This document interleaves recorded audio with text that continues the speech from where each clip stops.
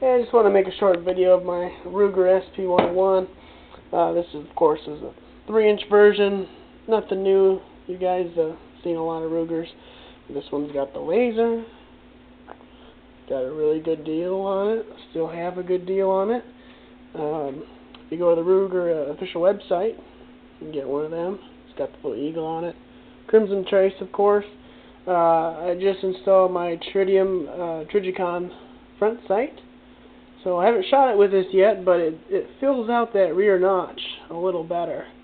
And of course, it does glow in the dark, so if I'm trying to clear the house and I don't want my laser poking around, I can, with a little bit of light, I can aim.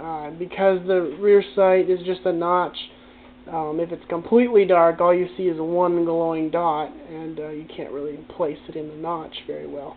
But in low light, it's a lot better than the standard front blade. So, might get a trigger job done on it. I had one done on my Smith, and it worked really well. Something about the 3-inch, it's a little harder to carry. You might think an inch doesn't make that much of a difference, but apparently it does, especially since holsters are so hard to find for this weapon. What I have on my hip right here is a crossbreed Super Tuck. Hopefully you can see that. The Ron Paul t-shirt. Ron Paul 2012. Alright.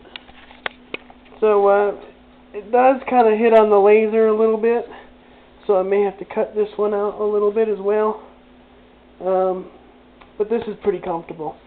I also have a Simply Rugged holster. I actually don't like it. A lot of people do.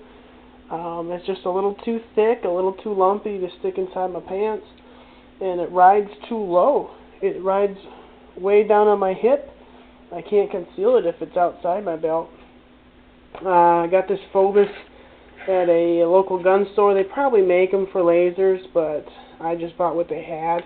So I took a Dremel and cut out a little notch, and let's see if I can snap it in there for you. Alright, I'm going to need 2 hands. No, it won't.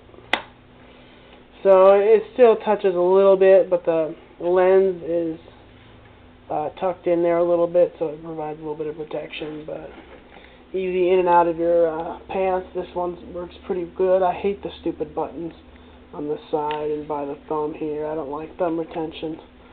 But it does hang out the bottom, so your front sight is dangling. That's one thing I don't like. I believe it's a glass tube, these tritium things, so I don't want to bump it up something hard like my press here and break that, since it was 75 bucks. Pretty good deal for me, but still a wonderful gun. I loaded up some hot 125s. I think this is like 21.5 grains of H110. It really sucks. This may be a heavy gun, maybe 3 inches, but it sucks to shoot those out of this still. GP100, no problem. But this one, I have to load something a little lighter. So, I did load, let's see what we got here. Gold dots with 10.5 grains of HS6. These, I'm hoping, will be a little nicer. But I do have the gold dots that I hand loaded. So I got plenty of those, as you can see. I'm going to shoot them, see how they work. You know, and I can still carry 38s in it if I want to. I just have to find a happy medium between power and recoil, and find something I can shoot accurately and follow up quickly with, and then I'll be happy. So I have my chronograph. I'll do more tests.